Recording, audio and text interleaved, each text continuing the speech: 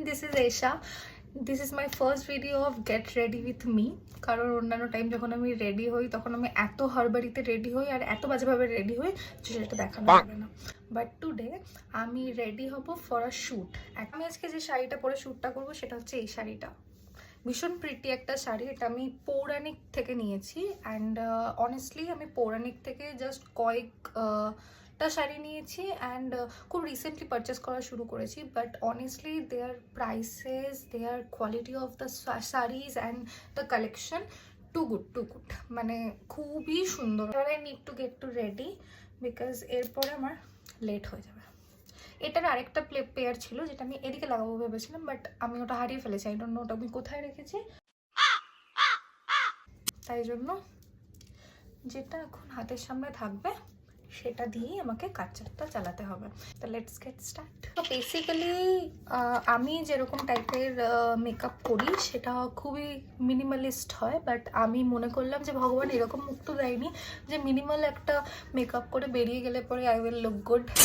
এবার যেখানে আমি ফটো তুলতে যাচ্ছি, পারপাসটাই আমার ফটো তোলার, শাড়িটা ফ্লন্ট করার, তো সেখানে আমি এরকম অদ্ভুত যা ইচ্ছা তাই সেজে চলে যেতে পারবো না। আমাকে একটু বেটার সাজতে হবে। সময় বুঝতে পারি না যে আমাকে কোনটা করতে হবে কোনটা করতে হবে না। মানে লিটারেলি কোন ব্রাউ পেন্সিলটা ইউজ করব, কোন আই মেকআপটা করলে আমার শাড়ির সাথে ভালো লাগবে, I have literally zero sense of that. Okay, তো ঠোঁটটা ফাটলে খুব খারাপ দেখতে লাগবে। কেউ তো অ্যাপ্রোচ করে না যে যায় তোর একটা ছবি তুলে দিই।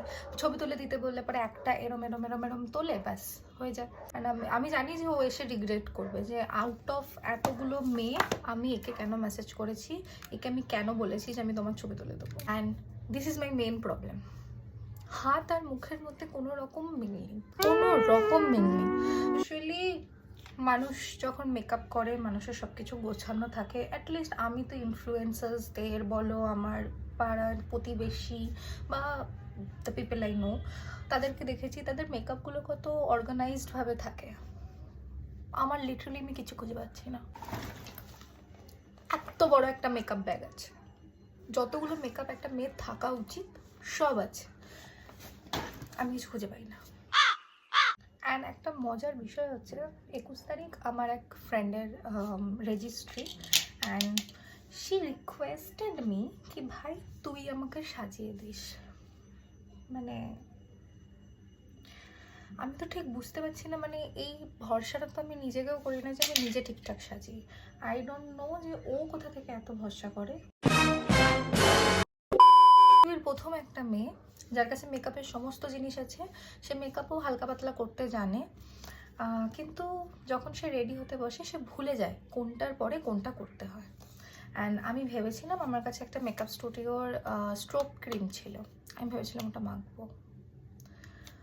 মাখিনি আমি ওটা, আমি অলরেডি সেট ফেট করে ফেললাম ফাউন্ডেশন লাগিয়ে। লাগানো ইজ আ গুড পয়েন্ট। আমি এই ব্লাশ 2023 থেকে খুব লাগাচ্ছি। তার আগে আমি ব্লাশ লাগাতাম না, আমার মনে হতো কি গালটা লাল লাল হয়ে আছে, জোকার দেখতে লাগবে, যেটা এখনও লাগে, বাট স্টিল আমি ভালোবাসি বেশ। এই 2 বছরেও আমি শুধরাইনি, আমি লাল করে ফেলি পুরো চোখ মুখ, পুরো মুখটা দেখে আমার পুরো বাদুরের মতো দেখতে লাগবে, পুরো লাল হয়ে গেছে।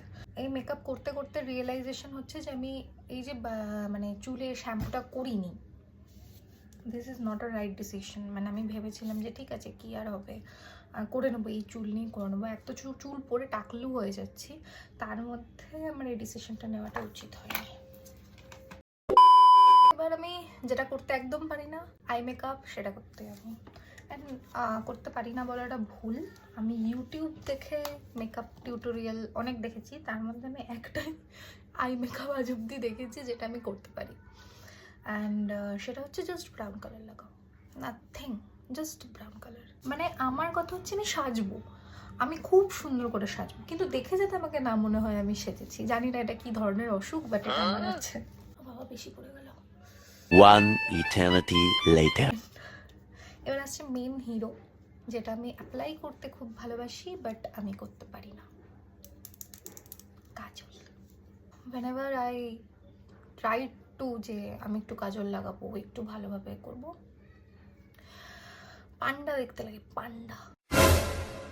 তো আমি কাজলটা পরে তারপরে আবার ভিডিও।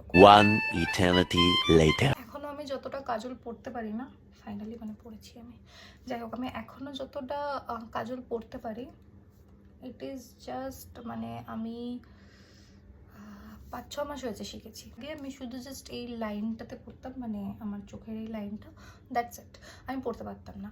আর মানে এই বাইরে অবধি বেরোনোর আমার কোনো সাহস হয়নি। আমি আমার দিদিদেরকে 2018-19-এ দেখতাম যে ওরা এভাবে পড়তো, ঠিক আছে, আরও বের করে সুন্দর করে পড়তো। আমি তো এখনও পারি, আমি আর যেভাবে ইচ্ছা সেজে নিই, বাট আমার জীবনে এটা হবে না। নিজের উপর প্রাউড হওয়ার এই সামান্য সামান্য কটা জিনিস আমার কাছে আছে, যেটা আমি প্রাউড হই। ভেবেছিলাম আমি লেন্স পরবো, থাক, সাপ দেখতে লাগবে আমাকে, সাপ। বড় বড় চোখের পাতা দেখি না, I use to get attracted, মানে আমার মনে হয় যে ভাই কি লাগছে মেয়েটার চোখটা, টিপটা দেখাই যায় না, পুচকু। এটা কি একটু বেশি ছোট হয়ে গেল কোনোভাবে? হ্যাঁ?